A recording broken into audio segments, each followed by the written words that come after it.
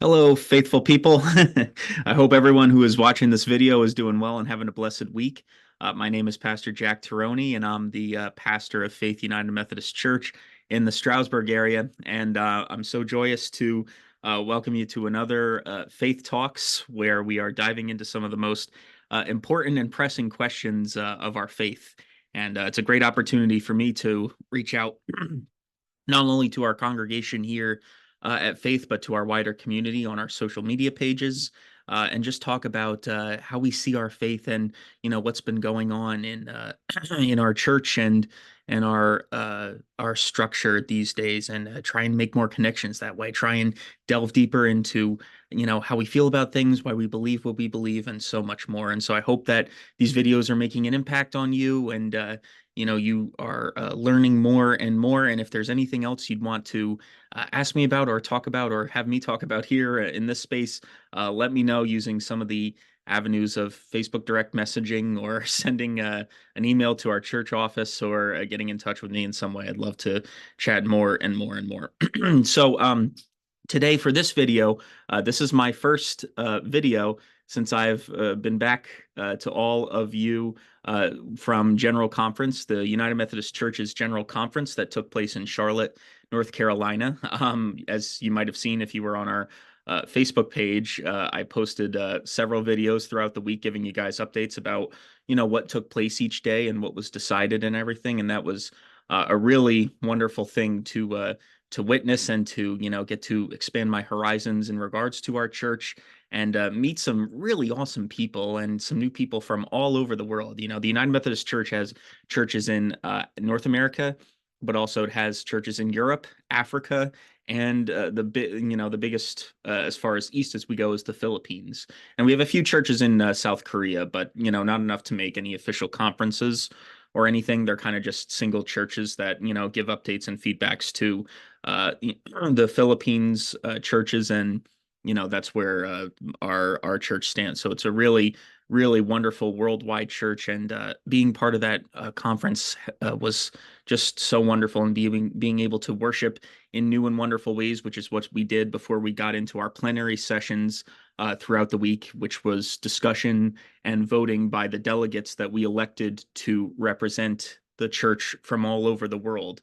And it's a very democratic process that way, and it was really wonderful to be able to talk about church law and everything, and polity and our social principles and things like that. And that's one things I'm going to get into this video, because one of the biggest outcomes of the conference was kind of the United Methodist Church's changing in our discipline about the topic of human sexuality and some of the other things in regards to relationships and the language that more so was removed. And I'm just going to talk to you because the biggest question I've got from our church members here is, has the United Methodist Church officially endorsed the LGBTQ community, and how are churches now, to local churches like this one and others, how are they to respond to that? Because it's a big moment in our church for that, and we still have a lot of deliberation to do. The big answer to, if someone were to ask me here, and I have this written down from the frequently asked questions, did the UMC officially endorse the LGBTQ community? The answer is actually a little more black and white. It's not exactly.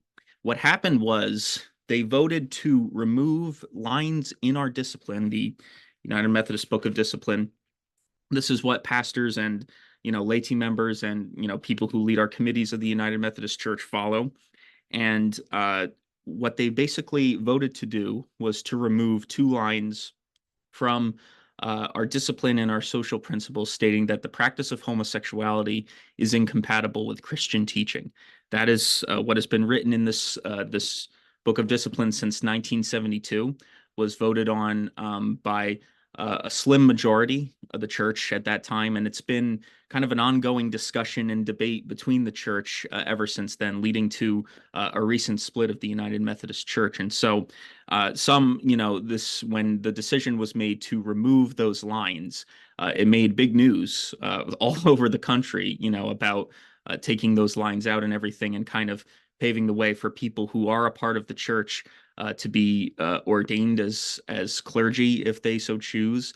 um, that this is the church that they want to serve in a greater way, and just allowing for a more inclusive tone of LGBTQ, paving the way for churches to do that if they want to.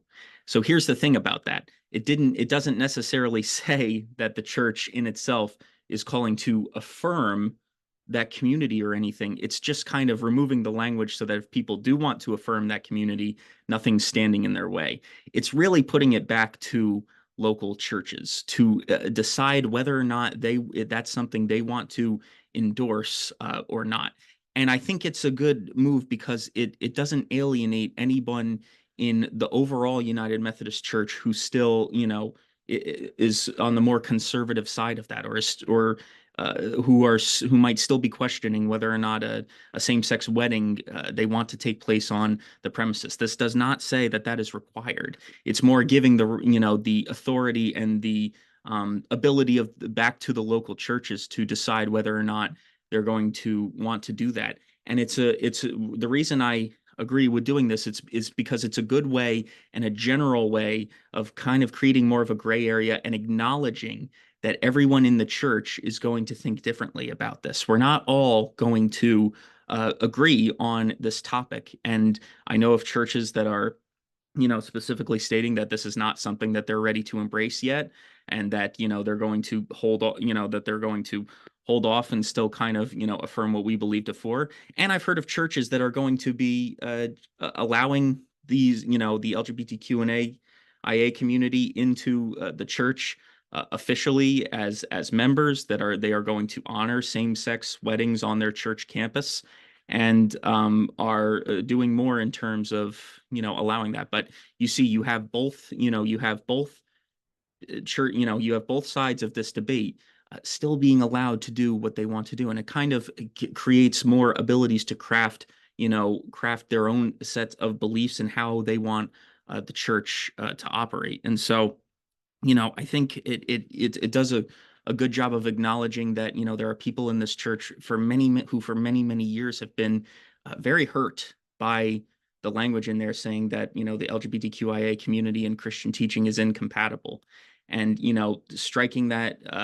striking those lines was a good thing for them, so that they don't feel like they are excluded by this church, that they can go to a local church in the United Methodist Church and receive that blessing and feel officially loved by those churches. And on the same token, those who do not feel that they're ready to accept us, that's not their, those who feel that this is not their interpretation of the Bible, and, who have a more conservative feeling towards this, there's still churches within our denomination who are questioning that themselves, and who they can turn to feel like their opinion matters too.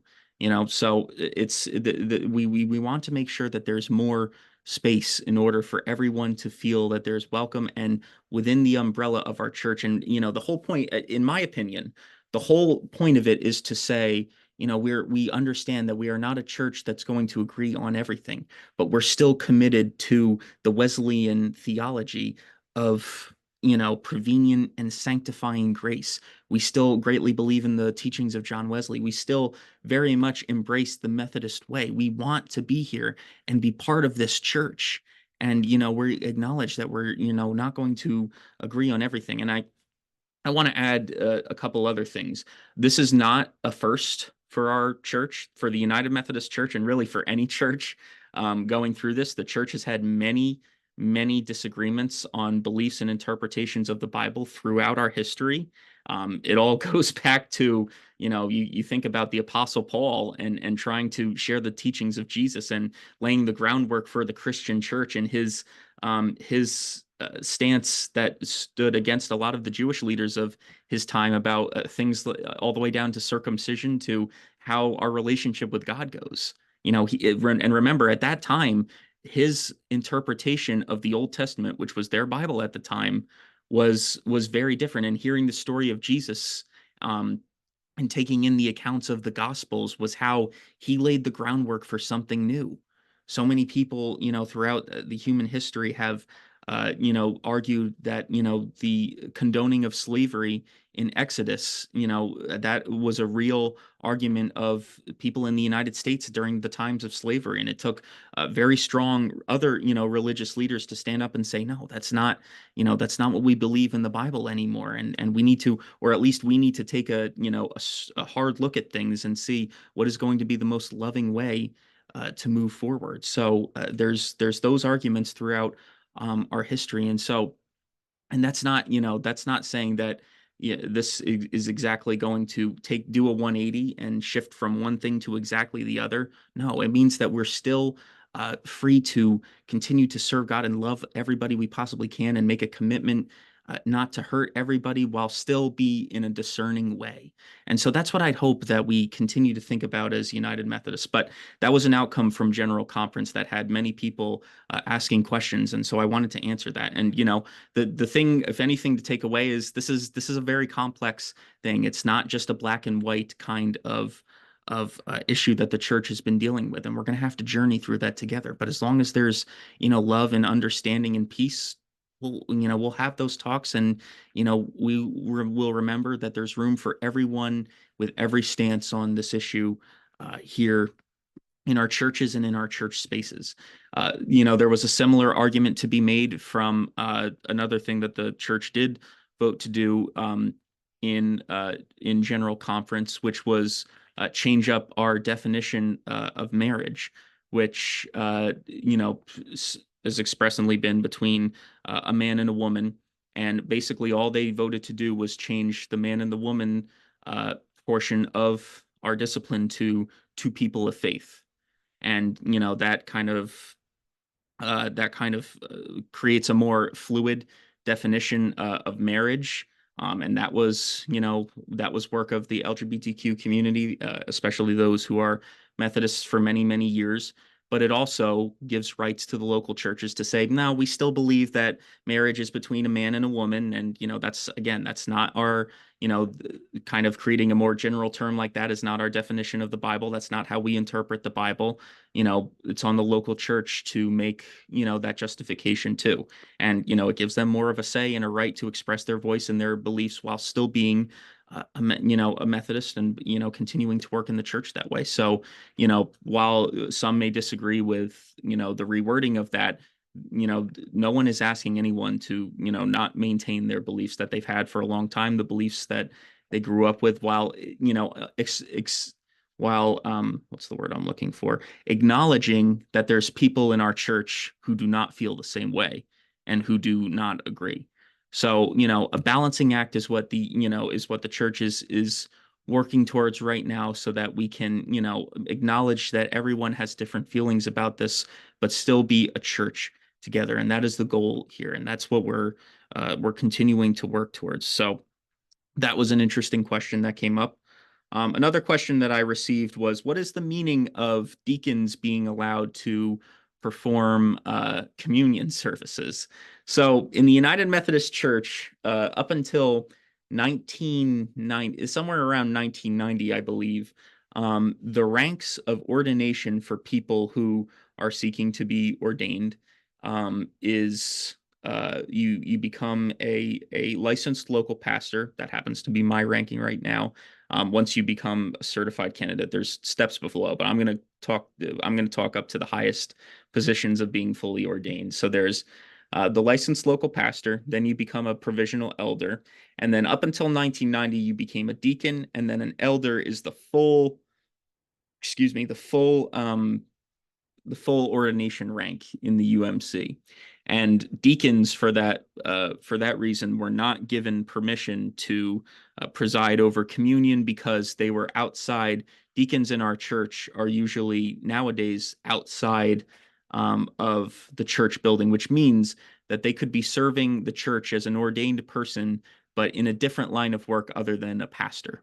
So a deacon could be ordained as a hospital chaplain, someone who does wonderful Christian work, but not exactly in a church. They do it in a hospital, praying for patients and, counseling them through, their pain and their illnesses, whatever they're in the hospital for.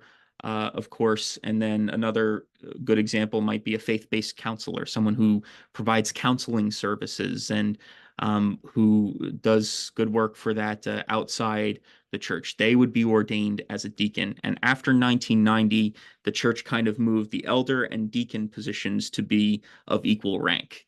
And so, but until that time, after that time, they did not change the discipline to say that deacons could also be given rights to consecrate the sacraments, the bread and wine of a communion service, representations of Christ's body and Christ's blood and everything.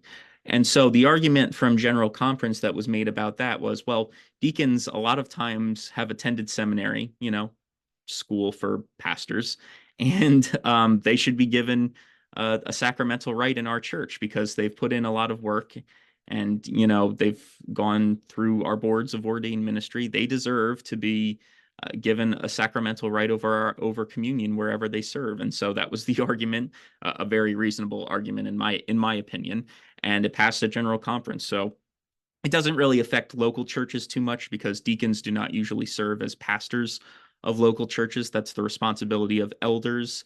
And now in our church, licensed local pastors. That's what I am. I'm working towards full ordination though.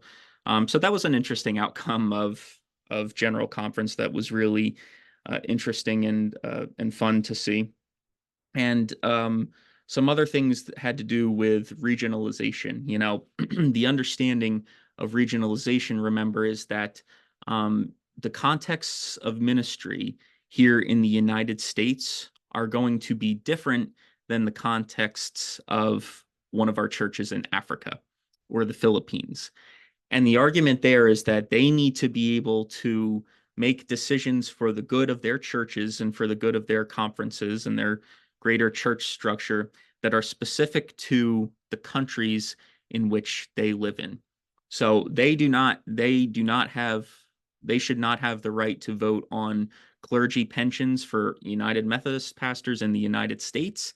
And we, as United States pastors, should not have the right to vote on some of their doings, because we're not in the same contexts with each other, and we can't possibly understand our contexts without being there and walking a mile in their shoes and them ours. And so we need to allow them more space to be able to decide what's best for their churches. There are certain parts of our new discipline that will not change, right? That does not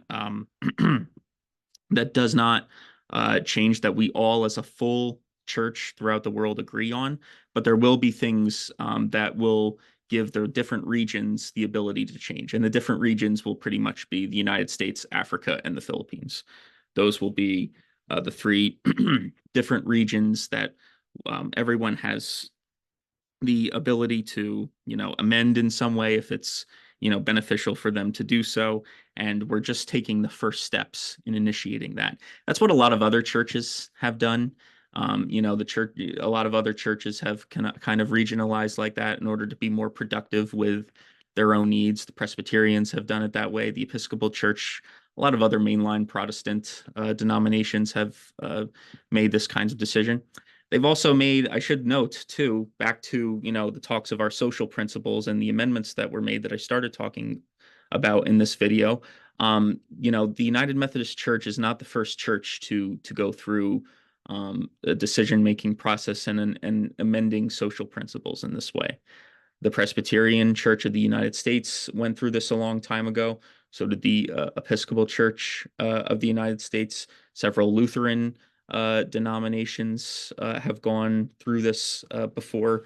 And so, it's not something new to, the decision-making process of churches. A lot of churches have have had to take these steps in the past. So, we're not the first one, and this is not necessarily an outlier, in terms of, decisions that churches have to make. And I should also note that, the social principles that the church continue to work on, they are not church law.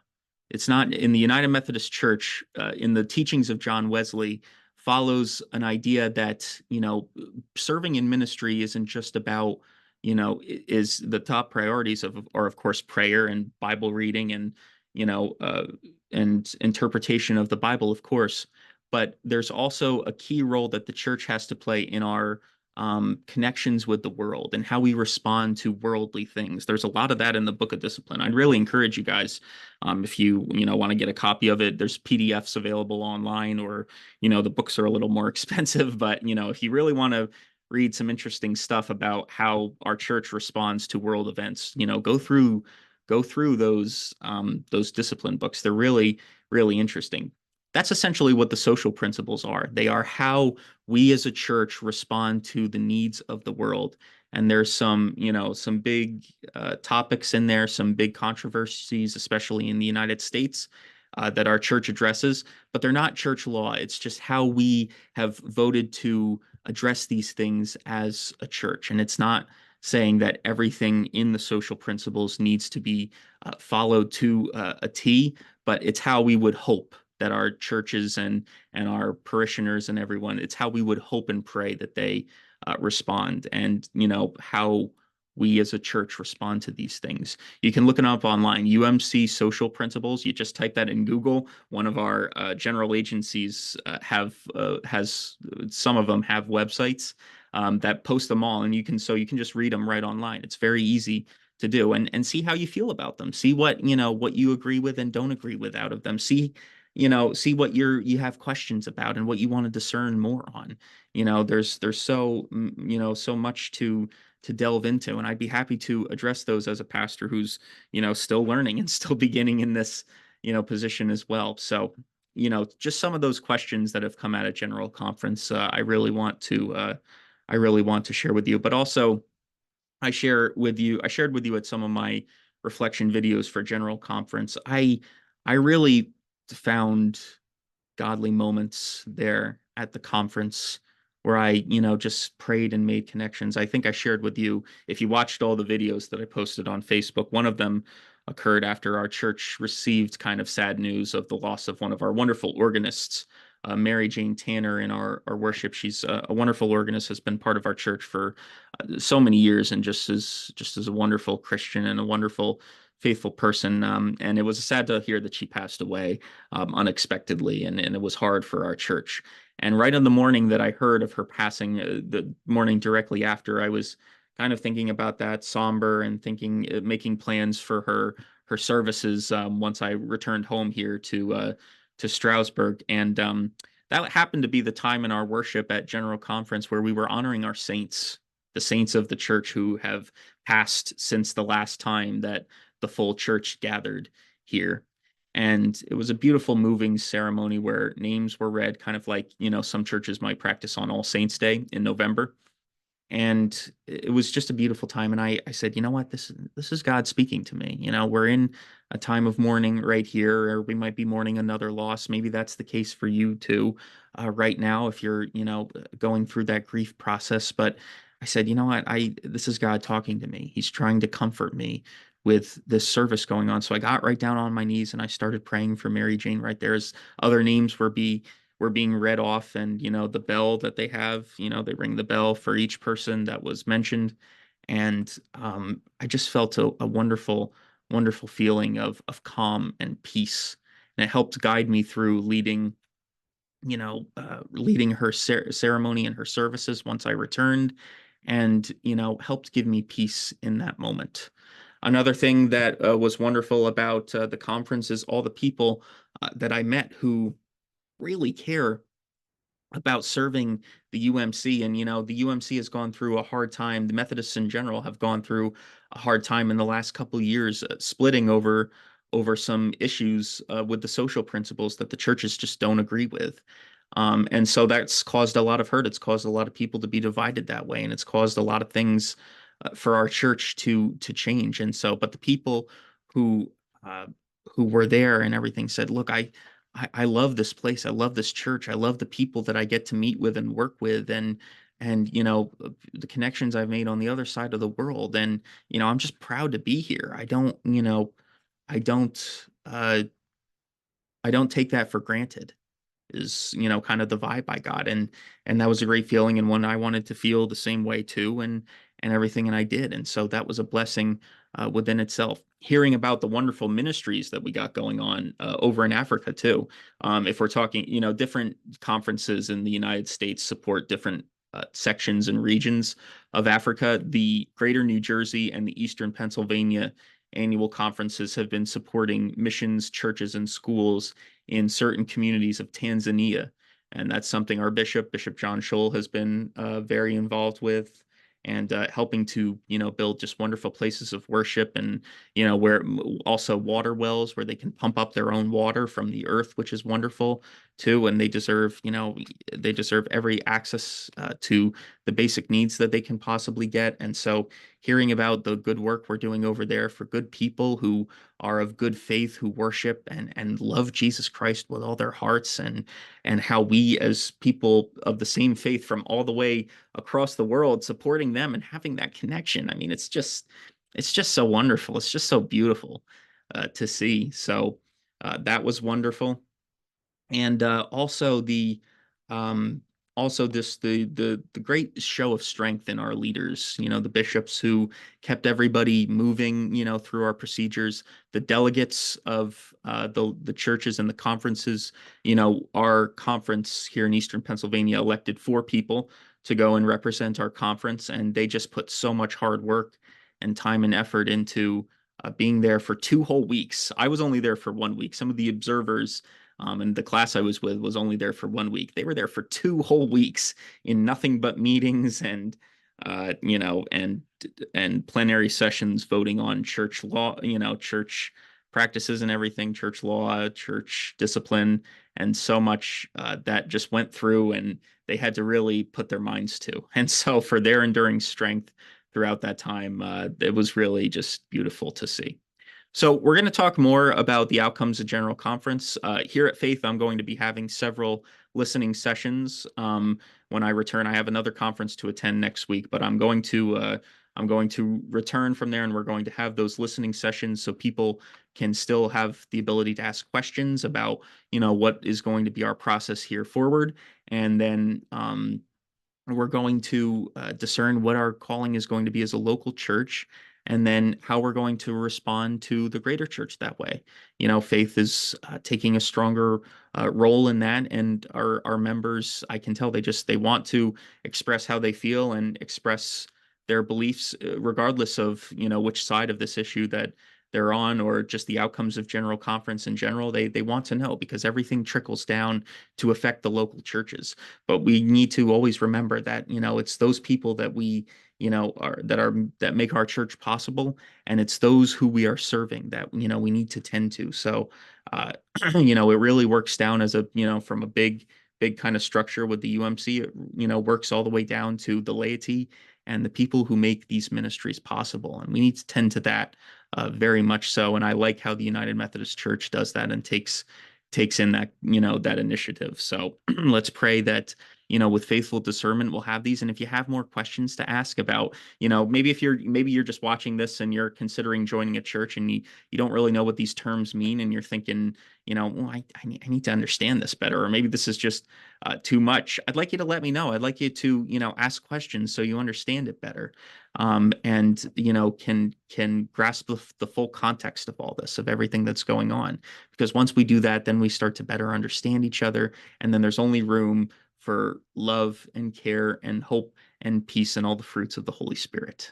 All right. So let's continue to be in prayer for these. I'll be back with you in the next couple weeks to talk about what happens at some of our smaller conferences, what are called annual conferences, and, some of the deliberations that were done there, and what was passed, and, how we're going to lead our church into a wonderful and reverent future. Okay. Why don't we share a prayer before we leave? I just invite you to bow your heads. And if you want, I invite you to just whisper this, maybe under your breath, whisper this prayer to God, and be blessed as we go from this place. So here we go. Dear God, I thank you for your never ending, never failing love for each and every one of us. Grant in this time that we may reach out to the whole world and bring teachings of your Son to every single lost soul, to every single lost lamb and just show them this never ending, never failing love that we have always seen. I pray that you grant peace to those who are suffering, that you grant nourishment to those who are starving. And I pray that you just continue to open our eyes, ears, and hearts to better understand and to better love each other as we move forward. I pray all this in the name of Jesus the Christ, who gave himself up for us on the cross. Amen. Friends, I hope that you have a great rest of the week. I hope that you continue to discern and think about these things and where you stand and how you see your faith and how you see faith in church serving the world more and more, and keep asking these important questions about our faith, and let them come out and confront them so that your faith can grow and be stronger. For that is the goal of all these things. So I say a prayer to each and every one of you. I hope you're doing well. Blessings, and keep the faith. Bye-bye.